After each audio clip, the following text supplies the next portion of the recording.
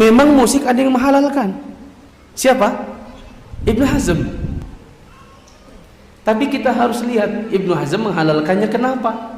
Maka saya mulai hari ini saya menantang semua teman-teman yang ngotot musik haram, alat musik haram, musik religi haram, nasyid haram, ya. Kalau memang benar musik itu diharapkan keseluruhan dalam Islam, maka saya akan meninggalkan musik secara keseluruhan. Tapi kalau ada yang membolehkan, maka kita harus sering menghormati. Bagaimana tanggapan Ustadz terhadap dai IJT yang mengajak debat terbuka seluruh dai yang mengharamkan musik? Saya sudah simak video tantangan debat tersebut. Saya katakan percuma dan buang waktu untuk meladeni, karena di bagian ujungnya sudah ada kata-kata begini: seandainya tidak ada ulama yang menghalalkannya, maka saya akan rujuk. Tapi kalau seandainya ada yang menghalalkannya, maka kita harus menghormati. Kalau gitu selesai. Tidak perlu debat. Kenapa? Memang musik ada yang menghalalkan. Siapa? Ibnu Hazm. Tapi kita harus lihat Ibnu Hazm menghalalkannya kenapa? Apakah Ibnu Hazm dalil? Jawabannya bukan. Ulama itu bukan dalil. Dalil itu adalah Al-Quran dan Sunnah yang dibawakan si ulama.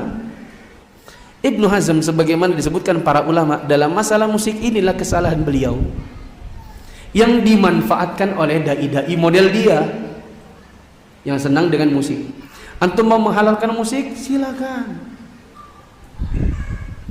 Saya mengharamkan musik dengan apa yang saya yakini dari ilmu. Saya cuma beritahu bahwa itu haram dengan dalil. Kalau membantah, ya udah. Nanti kan di hari kiamat Anda akan bertanggung jawab atas apa yang Anda lakukan. Kami pun akan bertanggung jawab atas apa yang kami sebutkan. Saya nggak maksa kok. Saya bilang musik haram.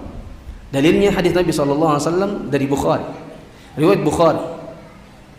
Nabi SAW mengatakan, saya qaumun min ummati yastahillun al-hira wal harira wal khamra wal ma'azif. Akan ada sekelompok umatku muslim juga yang menghalalkan 4 yang haram: zina, sutra bagi laki-laki, khamar, dan alat musik. Ketika Nabi SAW mengatakan akan ada sekelompok umatku yang menghalalkan, nah antum adalah bukti betulnya hadis itu. Kalau antum mengatakan Ibnu Hazm bolehkan, maka saya jawab Ibnu Hazm mengalami zallah, tergelincir di dalam masalah ini. Beliau zallah karena menghukumi hadisnya hadis dhaif, karena menganggap Al-Imam Al-Bukhari tidak mendengar perkataan ini dari gurunya, yaitu Hisham bin Ammar. Dan yang benar sebagaimana disebutkan banyak ulama, bahwa Hisham bin Ammar guru langsungnya Imam Bukhari. Dan Imam Bukhari menyebutkan hadis ini dengan kata qala Hisham, bukan qila, bukan dikatakan, tapi mengatakan, menunjukkan bahwa beliau mendengar langsung dengan telinganya, bukan cuma sekedar mendengar katanya. Satu lagi, seandainya hadis ini memang dhaif sebagaimana kata siapa? Ibnu Hazm, maka saya tanya, apakah antum tidak mengetahui bahwa hadis tentang musik itu bukan cuma satu yang didhaifkan oleh Ibnu Hazm? Ada banyak sekali dalil yang berkenaan tentang keharamannya alat musik. Taruhlah yang diriwayatkan Imam Bukhari tadi dhaif, maka ketahuilah ada banyak hadis yang lain yang menyebutkan tentang keharamannya dan hadisnya sahih. Misalnya riwayat Tirmidzi, Nabi SAW mengatakan, sayati fi ummati qadhfun wa maskhun. Nabi SAW mengatakan akan datang di kalangan umatku,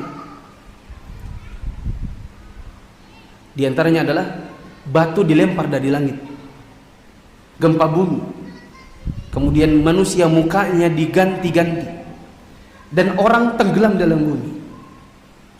Maka di antara hadirin yang mendengarkan kata Nabi SAW tersebut bertanya, wa ma tadzak, ya Rasulullah, kapankah terjadinya itu?